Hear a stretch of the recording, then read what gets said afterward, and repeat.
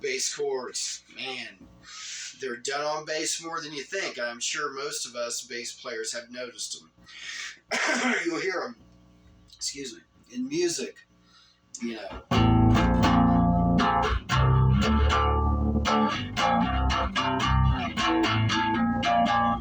It's really neat. Now, there's two ways I've noticed that chords on bass seem to happen most of the time. And that is 1 and 5 played together, just that typical guitar power chord per se. You know, 1 and 5. Or it can be 1, 5, and 8, the octave. Because sometimes that chime,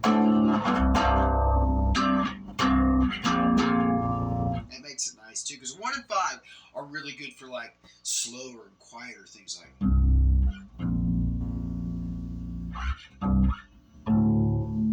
You see what I'm saying? It could also just take a 1 and 5 chord, just if you need that little extra thickness, but you don't want to need, maybe you don't need that whole brightness of like a 1, 5, 8.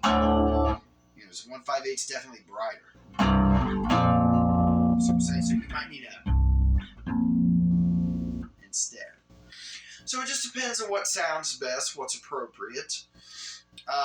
You know, a great example of chords on bass too. Now you can hear it in all the rock songs, you know, Maiden, Ozzy, Priest, all of that. You'll hear it somewhere. Metallica's got some bass chords too that are pretty cool. There are some, I'll tell you a good example of bass chords and when to choose a chord. That's probably the best thing to do. There's a song in a band that I just recorded recently called The Witching Hour. It's the band I play in. It's called Fighting the World. So let me play you the chorus of the song.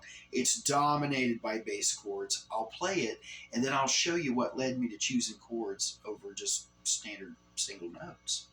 All right, here we go. See what you think.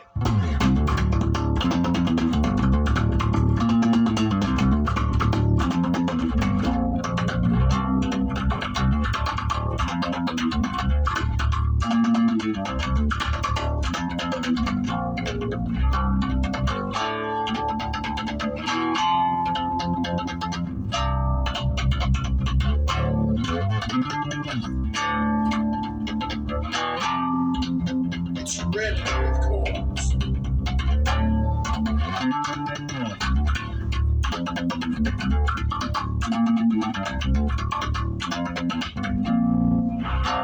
Alright, so you hear it, you know, and I clearly used 1, 5, and 8.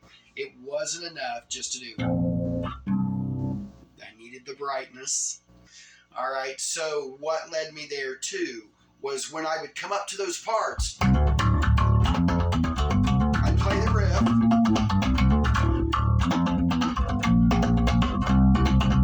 when I did the single notes, it just wasn't enough.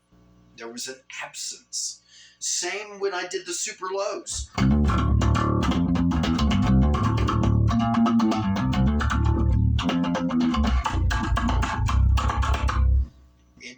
It was too low. So how did I get that depth and feel without using either of those? And that's when I realized I'm going to need chords there. So things like that, when your single note just doesn't seem to be enough, it just doesn't fulfill the area that you're playing in, you know, that spot of music where you're at. When a single note isn't enough, or when super lows are too low, it's either a 1 and 5 or a 1 and 5 and an 8. Now you will get those rare moments where maybe, just maybe, you need a major or a minor third. Not a fifth at all. You know, and maybe you need it higher. Or maybe lower. So it really just depends. So watch out for bass chords.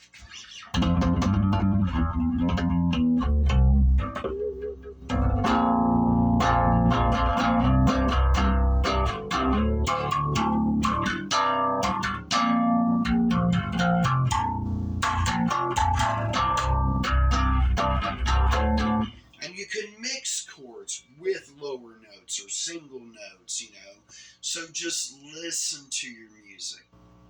Anyway, that's all I got for right now. Until the next video, keep playing that bass.